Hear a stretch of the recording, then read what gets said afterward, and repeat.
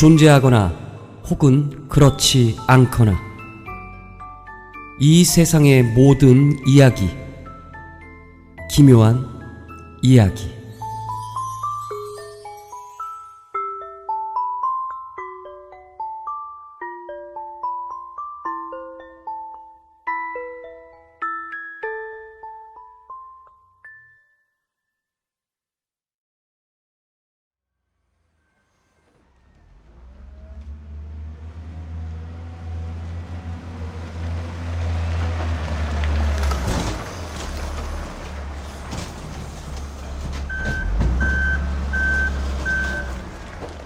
지훈은 마지막으로 내려오는 사다리차를 올려다보았다. 부슬부슬 내리는 빗방울이 얼굴을 적셨다. 이거 전부 버리는 거 맞죠? 이삿짐 센터 직원이 우산을 받쳐들고 서 있는 지훈의 아버지에게 물었다. 그럼요. 싹 다 버려요. 아버지의 얼굴에 후련한 기운이 감돌았다. 싹 다 버린다는 그것들은 아파트 재활용품 모아두는 곳에 한가득 쌓여 있었다. 그 속엔 지훈이 중학교 시절에 구입한 책상과 책장도 있었다. 그리고 하나같이 오랜 세월의 흔적으로 인해 남루했다. 웬만한 건 전부 버렸기 때문에 트럭에 실린 물건은 얼마 되지 않았다. 자, 그러면 이제 출발합니다.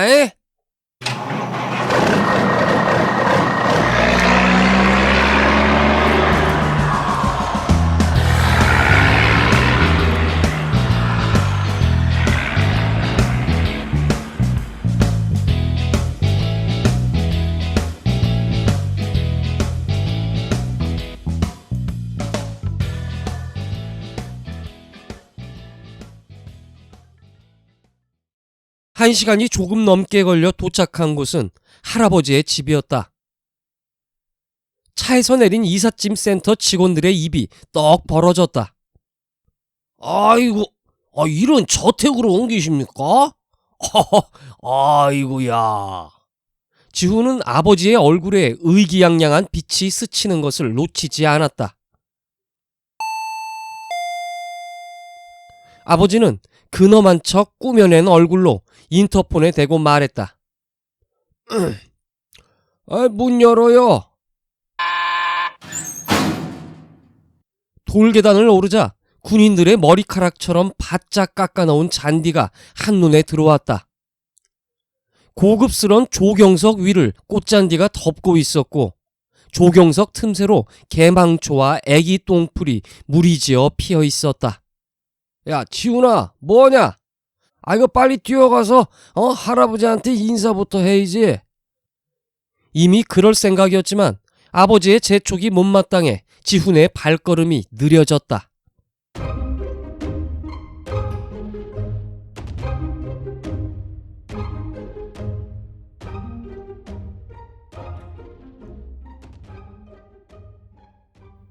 (2층의) 방 3개를 지훈의 가족들의 짐이 채울 동안 할아버지는 할아버지 방 의자에 앉아 창문 밖을 내다보았다. 곁에 선 도우미 아주머니가 손수건을 내밀자 할아버지가 그것을 받아 눈가를 콕콕 찍었다. 눈물인가 싶어 유심히 보았지만 그것은 수시로 고이는 진물이었다. 지훈은 잔뜩 들떠있는 아버지와 어머니의 모습이 보기 싫어 이사가 끝날 때까지 할아버지 곁에 앉아 있었다.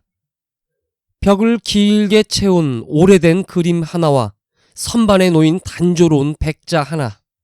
할머니가 살아계실 적 골동품 가게에서 구입했다던 나비장 하나. 단순하고 고풍적인 방 풍경이 지훈은 정겨웠다.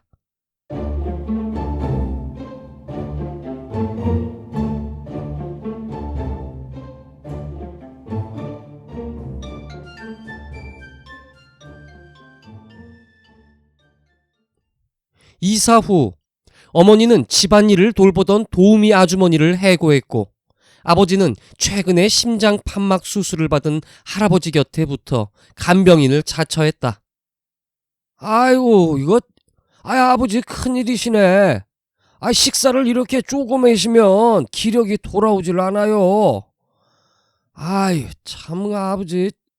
할아버지는 지훈이 어릴 때부터 소식을 생활화하신 분이었다. 지훈은 아버지가 왜 저러시나 싶어 못마땅했다. 며칠 전 방음이 제대로 되지 않는 예전 집에서 부모님의 대화를 우연히 엿들은 기억이 떠올랐다. 형들은 할 말 없어. 아버지가 외국 대학, 대학원 보내주고 교수까지 시켜줬으면 됐지. 나한테 해준 게 뭐 있어? 꼴랑이 이거 하나. 다 쓸어가는 아파트 사준 게 다인데 말이야. 그건 아버지가 술만 마시면 할아버지한테 전화해서 하소연하던 레파토리이기도 했다. 지훈이 알기론 아버지만 유별나게 일찍부터 밖으로 나돌았다고 한다. 학교도 못 마치고 일찍부터 각종 비행을 저지른 아버지는 집안의 망신이자 골칫거리였다. 공부 대신 장사를 하겠다며 목돈을 타갔지만 게으르고 놀기 좋아하는 습성으로 홀랑 말아먹은 게 2번이었고 결혼 자금마저도 노름으로 날린 전적이 있으니 그건 할아버지 탓이 아니었다. 어차피 형들은 그 외국 생활 정리하고 들어올 생각도 없어. 치매 초기 증상도 왔다니까 다들 겁먹고 내빼던데 뭐. 잘 됐지. 일단 들어가. 지훈이 그 대학 보낼 거 생각해도 그게 낫지. 한 집에 사는데 그 손주 학비를 모른 척 하겠어? 그 뒤에 어머니의 들뜬 목소리가 이어졌고 지훈은 두 사람에게 환멸을 느꼈다.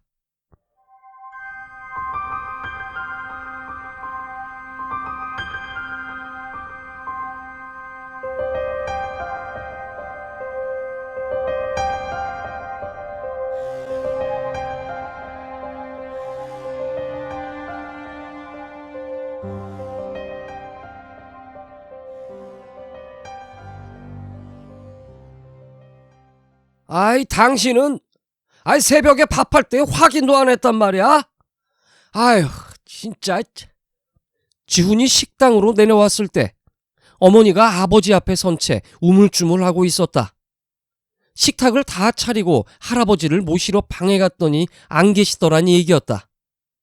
아버지가 급하게 예전 도우미 아줌마에게 전화를 걸었다. 지훈은 이사하던 날 창밖을 하염없이 바라보던 할아버지가 떠올랐다.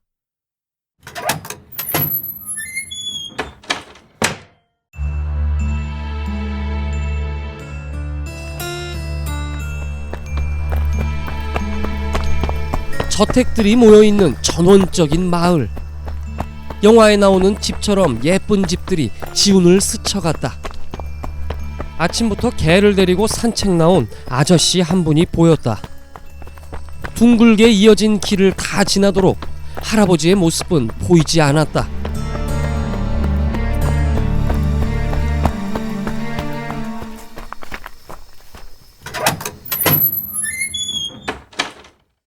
숨이 턱까지 차올라 집에 돌아오니 아버지가 경찰에 신고를 하고 있었다. 이거 아니요. 아직 치매는 아니고요. 앞으로 위험하다 그랬어요. 그냥 노인분이시라니까. 정신은 온전하다니까요. 지훈의 눈에 현관에 할아버지의 신발이 가지런히 놓여있는 모습이 보였다.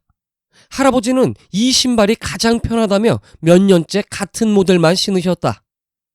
지훈은 1층의 보일러실부터 3층의 다락방까지 하나하나 열어볼 생각이었다. 그런데 1층의 할아버지 방문을 열었을 때 평소처럼 할아버지는 침대에 누워 있었다. 할아버지, 어디 가신 줄 알고 한참 찾았어요. 할아버지는 몸을 일으키지 못하고 눈만 껌뻑거렸다. 지훈이 다가가 할아버지가 앉을 수 있도록 도왔다. 마치 오래 달리기라도 하고 온 사람처럼 거친 숨소리가 들려왔다.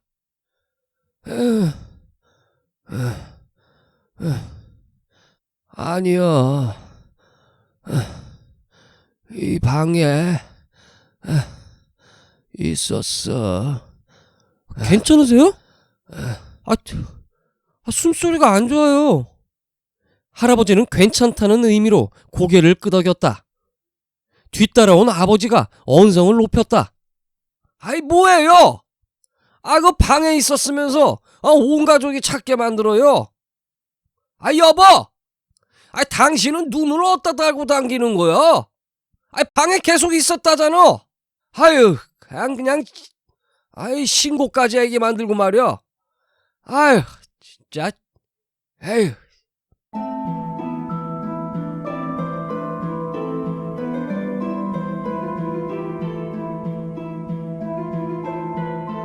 학교에서 돌아오자마자 할아버지 방을 먼저 들르는 게 지훈의 일상이 되었다. 예전엔 지훈과 연날리기도 하고 어린 시절 이야기도 들려주던 할아버지였는데 이제는 그저 창밖을 바라보거나 마당에 의자를 놓고 앉아 꽃을 찾아온 나비를 구경할 뿐이었다. 오늘 학교에서 진로 상담했어요. 할아버지가 고개를 돌려 지훈의 눈을 보았다. 진물 때문에 늘 젖어있는 듯 보이는 눈동자였다. 그래. 뭐가 되고 싶니? 모르겠어요. 고1이 되도록 내세울 재능 하나 없다니. 그리고 이런 대화가 왠지 쑥스러운 생각이 들어서 고개를 숙였다. 그런데 기대하지 않았던 할아버지의 목소리가 들려왔다. 나도 그 나이 때 뭐가 될지 몰랐지. 그날 굶어 죽지 않으려고 발버둥 쳤거든. 지훈은 할아버지의 목소리가 너무 담담해서 깜짝 놀랐다. 이렇게 힘없는 노인이 될지도 몰랐고. 할아버지의 말 끝에 미소가 숨겨져 있었다.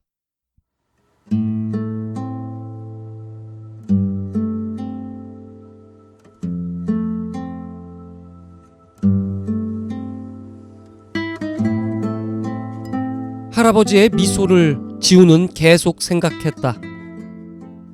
힘없는 노인이 되고 막내 아들이 재산을 노리고 더부살이를 해도 웃을 일이 있단 말인가? 사실 이사한 이후 지훈은 할아버지의 얼굴을 보기가 민망했었다. 굶어 죽지 않으려고 발버둥 쳤던 인생.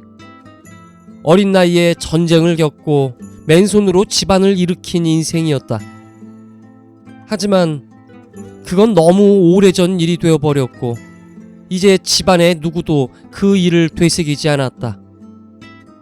고마움? 할아버지의 그늘 아래 평온함을 느끼던 초기엔 모두 그 비슷한 감정을 느꼈을지 모르지만 지금은 아니다. 언젠가 지훈은 큰아버지들이 한국을 여행 삼아 왔다 간 것을 SNS를 통해 보았다. 그들은 가족에게 한국에 온 것을 비밀로 했고 할아버지를 뵙지 않았다. 지훈은 부모에게서 느꼈던 것 같은 환멸을 그때도 느꼈었다. 그런데 할아버지의 미소는 그런 것들을 초월한 것이었다.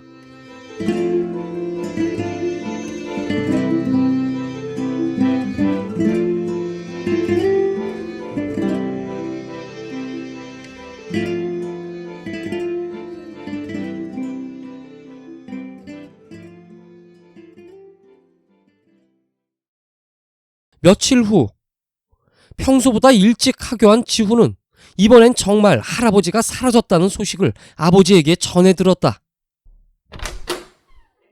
할아버지의 침대는 비어 있었다.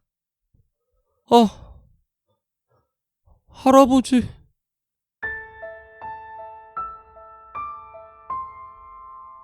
이미 실종 신고를 마쳤다는 아버지의 목소리에 어린 시절 지훈이 할아버님 댁에 몇 개월씩 맡겨졌을 때의 일들이 떠올랐다. 소심한 성격의 지훈에게 언제나 자상하게 말을 걸던 할아버지. 돈과 숫자에 유난히 정확했던 할아버지였다. 그런 할아버지가 만약 치매라면? 아니, 혹시 가출이라면? 어느 쪽이든 슬프기는 마찬가지였다. 지훈의 어머니가 몇 군데 전화를 걸더니 의외로 노인들 발걸음이 빨라서 잠깐 사이에도 몇 킬로를 이동한다고 말했다. 부모님이 차를 타고 동네를 돌아보겠다며 집을 나섰다. 지훈은 혹시 할아버지가 집으로 돌아올 것을 대비해 집에 남았다.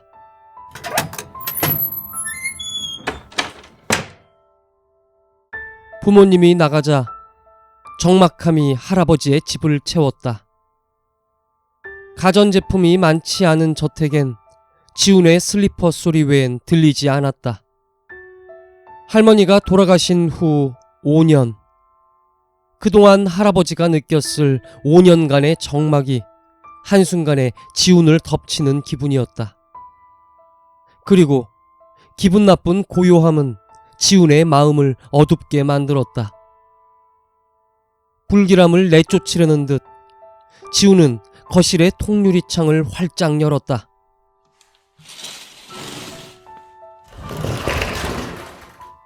초여름 초저녁의 바람이 살며시 안으로 들어왔다. 비가 오려는지 눅눅한 바람이었다.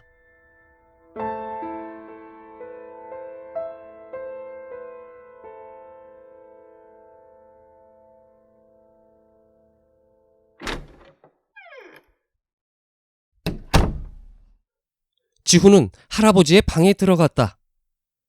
침대는 정리되어 있었고 나빗장과 백자도 그대로였다.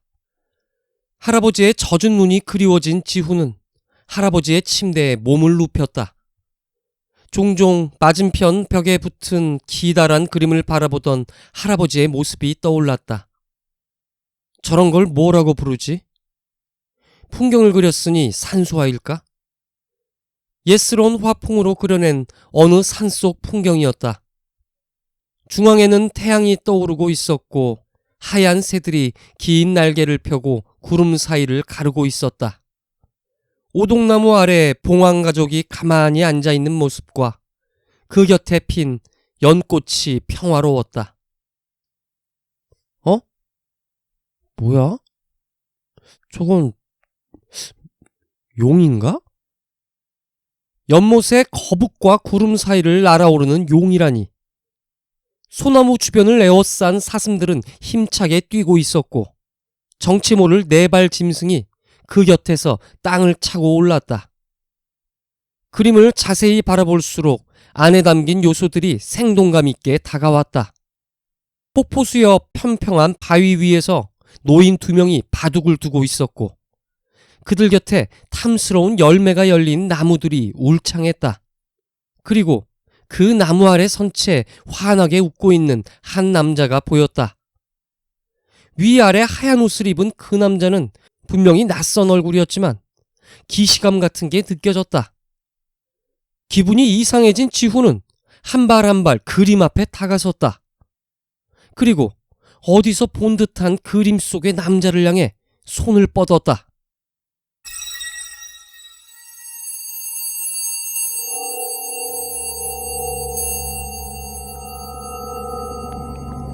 그러자 완전히 쑥 하고 지훈의 몸이 그림 속으로 빨려 들어갔다.